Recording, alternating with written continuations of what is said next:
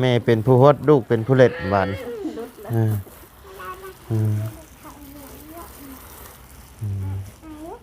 จงกระทางยางแล้ว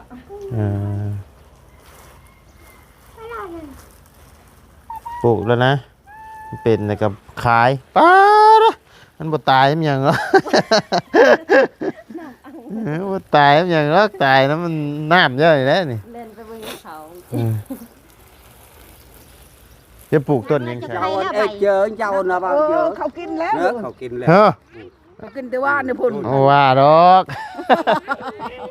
มาพ่อครบมันครบอยู่มองนี้บ่ยังโอ้ยถามมายังมันครบอยู่นี่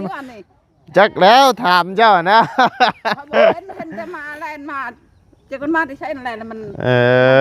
สิว่ามันครบอยู่มองนี่เพราะว่าอะไรเล่นไปเลยมาชีแดงๆนั่งมาบ่ไพ่น่ะเท่าหันเราขายเลยมาเจ้าบ่มาผู้เท่าหันพอจริงหันมันเป็นบ่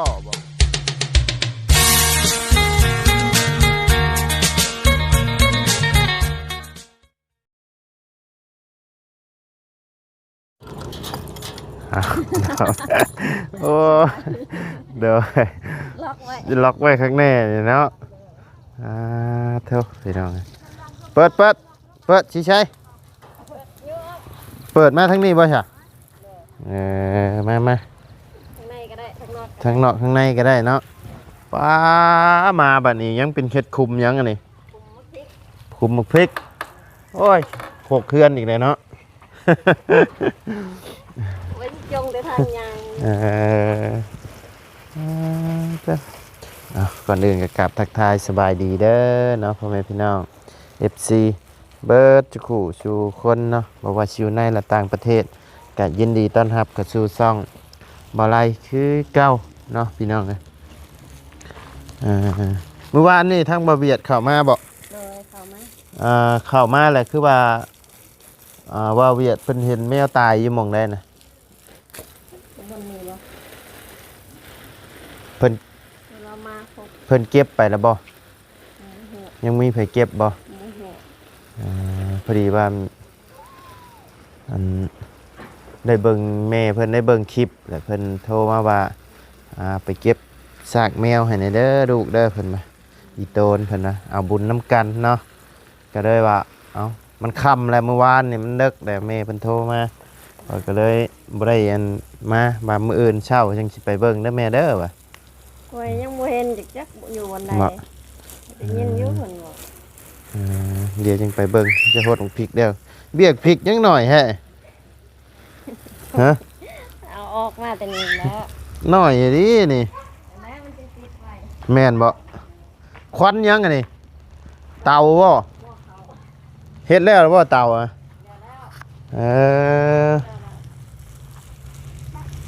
เฮ็ดแต่บ้านนี่บ่เข้าเอียงบ่บ่เอียงเอียงบ่เอียงปีนบ่ได้กินเนาะติ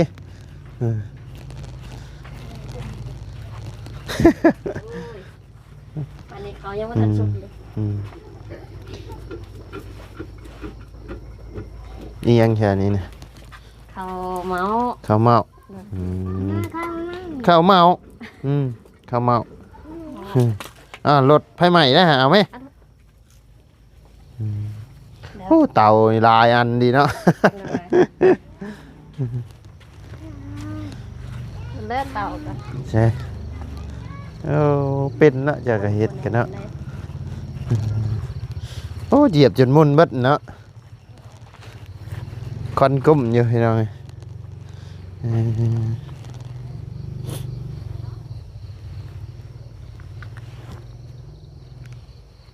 ผู้เราปลูกผักปลูกอย่างเต็มอยู่พี่น้องไงยันได้สเตลนี่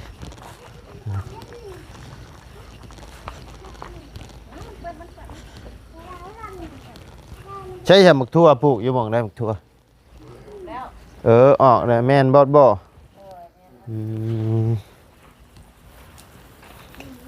อาบน้ำให้ชีใช่แล้วบ่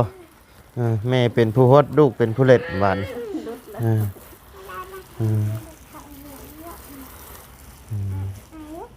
จ จงกระทางยางแล้ว เออปลูกแล้วนะเป็นแล้วกับขายป้าดะมันบ่ตายมันหยังเหรอ บ่ตายมันหยังหรอกตายแล้วมันน้ำเยอะอยู่แล้วนี่ เล่นไปบนเขา จะปลูกต้นยังชัยยังเหงานั่น ปลูกดินจี ลินจีบ่ เลย อืม เกลือกันใหญ่น้ำบ่ทัน เอออืม บ่ดุดได้หรอกยังวะ อืมพอดีให้สีใช้อันเหยียบ เห็นขี้ฝุ่นแล้ว อยู่ใช่อ๋อเพิ่นจุดบ่ กำลังจุด เออ เพิ่นที่สิได้ใช้ โอ้มืออื่นยังอยู่ดอก เพิ่น มันยังบ่เหมาะ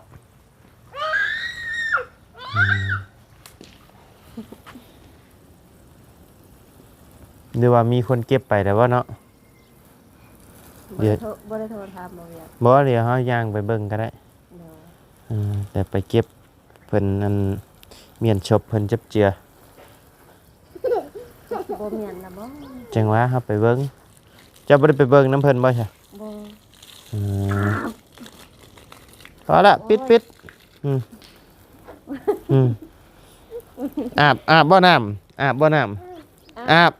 บ่หนาวบ่ฮะ พอแล้วพอแล้ว เดี๋ยวบ่หนาวบ่อยากอาบน้ำโอ้ยคนอื่นเขารดหนาว เอาอยู่ห้องน้ำเพิ่นลูกไม่ได้ใช่ล่ะ จับอาบเด้อฮะจับอาบหวดเด้อหวดใส่หัวหั่น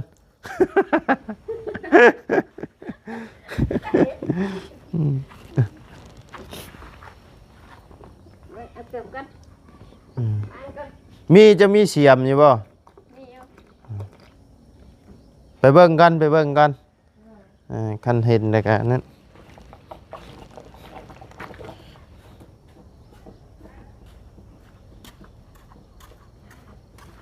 เย็นเพิ่นว่าจักบ่ได้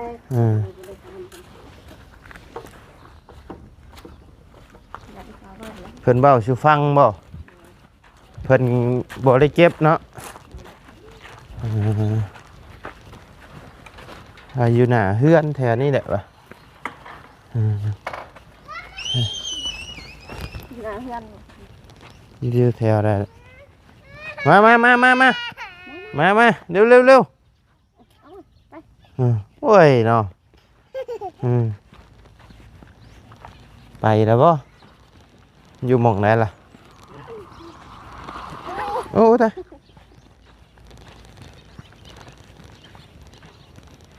มาครบ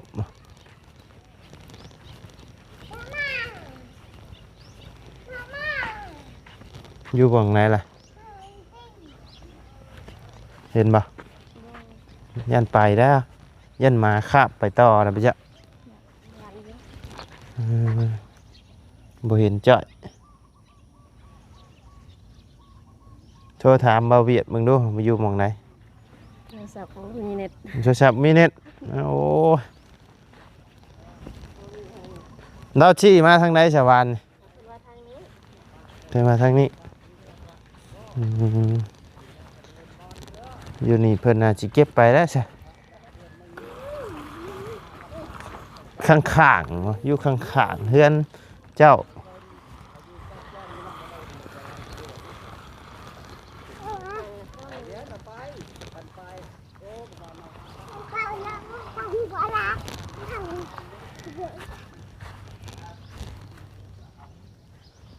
บ่เห็นครับไปแล้ว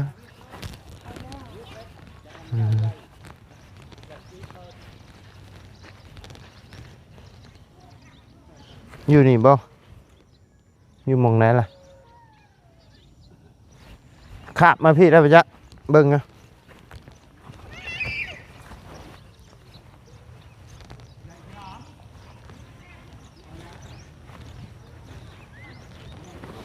ที่ใช่เลยไปแล้วบ่เห็นจ้อยพี่น้อง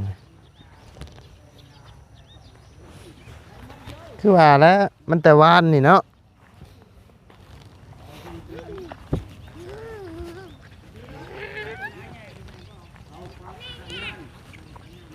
พ่อบ่บ่เห็นจ้ะ วันปลูกก็ลืมเลยปลูกบ่ผิดลืมเลย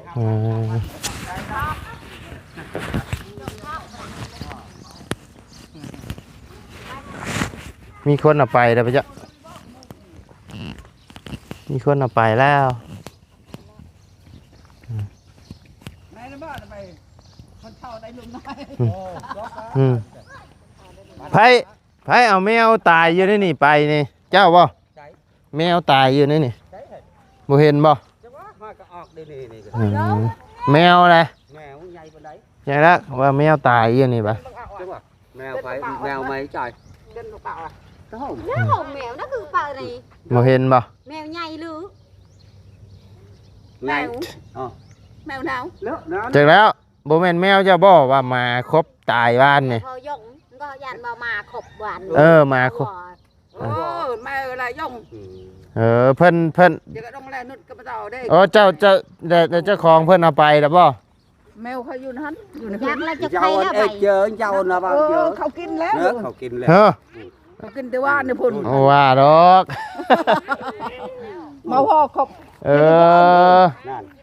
เขากินแล้วน่ะ บ่แมวหั่นน่ะ แมวคน แม แล้ว ว ก็เขากินแมว เขากินมา กินมันแล้วเขากินแล้ว แมวก็กินเอ้าเนาะ มาว่าเขาก็ชื่อช่องแชนแต่เขากินแล้ว ตัวอยู่ในชินวาเลย ตุ้ยบ่ อุ้ย นี่ดูคนในนี้หรือเปล่า ในนี้แล้ มัน ว ครบอยู่นี่เพิ่นน่ะแล้ว เห็นยุ่งกับมันเห็นนกกระโตกับมันขบมันเห็นมาหัน เจ้าของเพิ่นเอาไปแล้วเนาะ ไปแล้วไป อ๋อโอเคซะเอ้ยเนาะไปแล้วสแตลเอ้ยนี่เนาะนับบาดแต่บ่ตายแล้วว่ะไอ้สังตายก็กินแล้วว่ะไอ้นี่แหละบ้านนอกบ้านเฮาพี่น้องเอ้ยเก็บเรียบมันครบอยู่หม่องนี้ว่าโตมันครบอยู่หม่องนี้บ่ ยังโอ้ยถามมายังมันครบอยู่นี่บ่จักแล้วถามเจ้านะ เห็นจะมาแลนมาจะกันมาที่ใช้อะไรแล้วมัน สิว่ามันครบอยู่หม่องนี้เพราะว่าอะไร แล่นไปเลยมา มา ชีแดงๆนั่ง มาบ่ไผน่ะ เท่าหันเราขายเลย มาเจ้าบ่ มาผู้เท่าหันพอจริงหัน มันเป็นบ่บ่ เราขายได้ช่องแชนเขาชื่อเขาก็กินวันนี่ชื่อช่องแชน บัดคนกินสิบ่เป็นบ่คือมาบ่ซะ มาว่อเห็นไหม บัดคนกินมันสิบ่เป็นบ่คือมานี่บ่ เอ้ยสิเป็น ฮะ คันมันครบงวดก็งวหันเป็นหัวเอาลูกเอ้ยงวหันแล่นดอกแล่นดังแล้วงวหันไล่ชนมดหมู่หันหวานนะกะงัวพอเท่านั่นก็มันชนได้มันกินได้มัน เฮาว่าสิมาอันเอาศพเพิ่นไปพังอยู่เอาไปก่อนเนาะ เขากินแต่ว่าเนี่ยพูดแล้ว ของไอ้ยุงนี่ โอ้ยเนาะ มันให้ได้มันให้ขึ้นหอดแม่หูเลย เออ เดี๋ยวเฮือนเขาอันนนกันโตนึงแมวมันก็มันกัดท ตายคือกันแต่นั่นกะ ำตายช่องโตหุ่นวันนี่ อืม ให้มันลงตะเฮือนข่อยยานมาบอกยานอะไร สิไปยังนี่โต ไปหาหน่อไม้อยู่นะเขาแล้ว ไปหาหน่อไม้เกี่ยวแล้วบ่เข้านะ แล้วก็ยังแต่ของงันนั่นแหละยังบริสุทธิ์หากระเฮิม ก็ยังก็ยืนก็ดีอันได้บ่ โอ้ทางนี้ก็หิวใกล้น้อยไปแล้วเนาะเอาไปกินบ่นี่กะ แต่เป็นหัน บ่โตจะเอาไปกินบ่นี่ ให้ดึงนักกินอ่ะ รู้ ก็ ว่า ไก่น้อยตายก็บ่อยู่ โอ้ยเนาะพี่น้องเอ้ย ให้เด็กน้อย ไปแล้ว ไปแล้วเพิ่นเอาไปละมาบ่ทันครับ ไปรถมานะ ไปเอาเฮือนไปรถมาเลยโอ้ยเนาะมีไผเข้ามาบ้านนี่เขาเวียด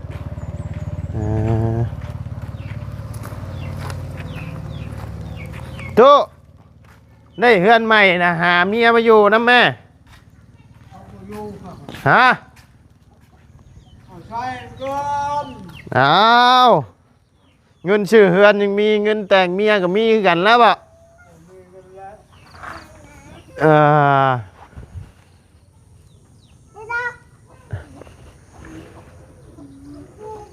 ประตูแม่น่าสิอึดเงิน โปเตปากได้เงินทงในทงบ่มี เนาะ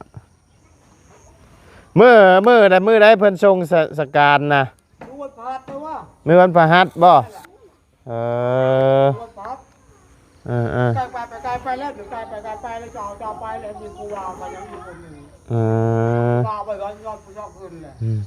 นอนผู้เดียวบ่เจ้าบ่ย่านผีบ่โต โอ้ยปีนบ่คิดได้ปีน หืม ปีนบ่คิดได้ปีน โอ้เฮือนหลังบักใหญ่นอนผู้เดียว เดียว บ่เกี่ยวบ่ห้องหยังน่ะเด็กที่จะบุกเงินล้านแล้ว หาเดี๋ยวหาเมียมาอยู่นำเด้อ หาแล้วก็มีเงินลายลายชาวล้านครับบาทใส่รถ เอาก็หาเอาไม่ห่างไม่หมายเอานี่แล้วจังบ่ได้เสียเงินได้ เพราะเราจะมีคนไปให้เที่ยวมีคนไปเที่ยว ไปยิงกับลิ้นกินยาหนังยาดีจะเป็นไปไอ้ตัวเจ้าอยู่เมืองไม่ได้กินของที่ทำไปผมมีเกลือที่ไปเที่ยวเอากับไปเชี่ยคำ เจ้าบ่เอาแมวอยู่ในนี่ไปอ่ะ ก็เราไปเที่ยวเลย ฮะ นั่นจะคอกันบ่ บ่แม่ผมขอรวมครับ เจ้าของเขาเอาไปได้เนาะ อยากจะคอมาแล้ว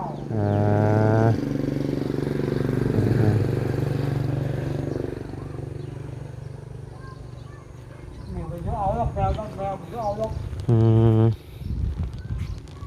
เจ้าอะไรเจ้าก็กินบ่เจ้าก็ บ่เลย อื ไป ม ป่าไปแมวเลย โอ้เสียงดีดังดีแท้ลิ้นพันกันแหละบ่ไรกับพี่น้องไปใส่ลายสเตลกันไพ่ใหม่หัวเข่าแล้วสเตลฮะยังบ่ตัวกับบ่ได้เนาะติดอยู่บ่เต่าเจ้าฮะใครลอกไม้มันเป็นไม้ห่าวอยู่เนาะ ไม่ดิบกับมัน ไม่ดิบก็มีบ่ดิบก็ดิบไม่น้อยติดใบเยอะแหละ สำคัญนะ สำคัญนี่ปกไปคักแท้ตัวนี้โอ้ใหญ่เนาะหน่อยนี่เนาะพี่หน่วยตัวนี้ใหญ่ตัวนั้นก็แม่นบ่ แกะออกกัน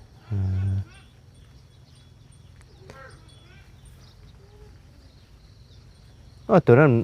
บ่มีหมากเลยตัวนั้นเนาะ มันบ่มีนะ เหี่ยวขึ้นไปซื่อ สิลงสินให้ หมด ลงสินให้ก่อน หาสินดิมานงใช่ สินบ่ เอาสินเลย สินสินบ่มีตัวขาด บ่มีตัวขาดเอาสินเอาเสือก็ได้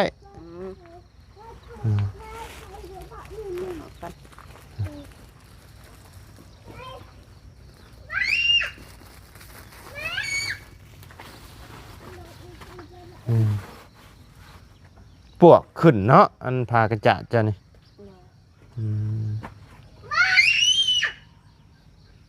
ว่าสิเอาในใส่ได้กูบ่ ใส่ทางเขานี่ ใช่เฮ็ดเอาเจ้ากระกาดตัดออกอีกได้อีกใช่มันเฮียงมันได้อยู่ใช่ก็ได้ เดี๋ยวว่ารถเขา โอ้ยซ้ำนั่นมันบ่ย่านดอกรถเดืองเลยเนาะชุกเลยปะจ๊ะฮะผู้คอยอยากได้พันเทือนนั่น เตี้ยเนาะ ตัวเตี้ยนะ มันเตี้ย คักอะไร คอยเล่นตี้อบสั่นก็สั่นโพด ถึงห้อยบัดใหญ่เนาะตัวหอยปูตะกี้ต้นน้อยๆนะ ยาว ตัวนี้ก็ใหญ่อยู่ชุกเลยปะจ๊ะ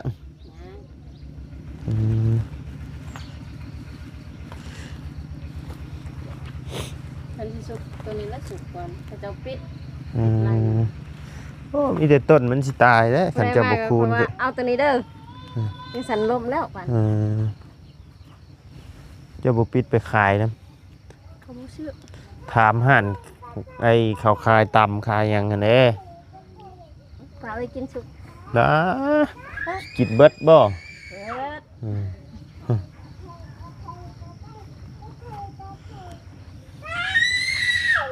คือบ่ตัดเอาให้แปลนเด้อตัวนี้ ปลาอันนี้ขึ้น นี่คืออันนี้ขึ้น เนี่ย โอ้ยเห็นมันดามขึ้นหัว นับคนบ่ ให้มันแปลนเลยแล้วละขวดนี่ก็เอาไปทิ่มหมองใดหมองหนึงหมองโอ้หมองก็ทิ่มขยะ ไม่อยากเอาไปไว้ที่ฟังไว้น้ำดินนี่แหละขุดลึกๆฟัง อืมอยู่นอกก็มีอยู่หมองทิ่มหมองหยัง นี่ อืม อยากนะรถเข็บไปก็จูงไปหอดป่านแล้ว ป้านี่ก็ได้เอ้าเนาะ ขับรถบ่ ขับรถ โอ้ยขอละว่าเจ้าเฮ็ดหยัง ขับรถ ของกิกๆอยู่ ให้รถให้ ไปซะเนาะพี่น้องเอ้ยทั้งบ่ไล่ก็สิได้ลงไปเซโนก่อนพี่น้องเอ้ย